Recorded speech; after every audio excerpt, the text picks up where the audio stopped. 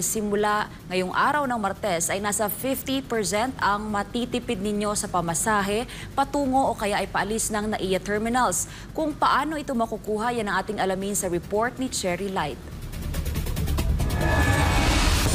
Isa sa mga pangamba ng ating overseas Filipino workers sa tuwing uuwi sila sa Pilipinas ay ang kaligtasan nila pagdating sa paliparan ng bansa, partikular na sa Ninoy Aquino International Airport. Hindi kasi lingid sa kaalaman ng mga kababayan natin sa abroad ang iba't ibang mga issue sa paliparan na naging viral sa social media. Isa na dito ang pagsasamantala sa kanilang mga nasasakyang pampasahero na sobra kumaningil na ang madalas na nabibiktima ay ang mga OFW na umuuwi ng Pilipinas. Kaya naman araw ng Martes, inilunsad ang partnership sa pagitan ng Overseas Workers Welfare Administration o OWA, Lina Group of Companies at UB Express na layuning makatulong sa mga OFW members at makabawas sa kanilang gastusin.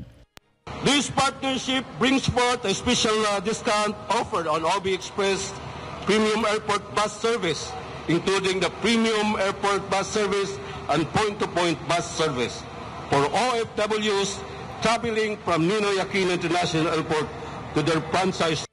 Sa ilalim ng pagtutulungan ng OWA at UB Express, maaaring makapag-avail ng 50% discount ang mga OFW o OWA members sa oras na sila'y sumakay sa mga UB Express bus patungo o di kaya'y paalis ng NAIA. Dahil sa 50% discounted rates, maaaring makatipid ng mula 25 pesos hanggang 150 pesos ang isang OWA member sa mga UB Express buses patungo at paalis ng airport. May tatlong paraan upang ma-avail ng special discounted rates, maaari sa pamamagitan ng pagbabayad ng cash, walk-in, beep card, or online payment. Pag tama po lahat yung prosesong ginawa mo, may lalabas pong ganito sa inyong application. May QR code. So hindi mo kailangan i-print, papakita mo lang yung telepono mo. Pagkatapos, ito ay kikilalanin na nung nasa booth namin. May mga passenger service agents na ide-deploy ang UB Express Incorporated sa lahat ng kanilang point-to-point terminals at curbside areas upang tulungan ang mga OFW na maka-avail ng special rate discount.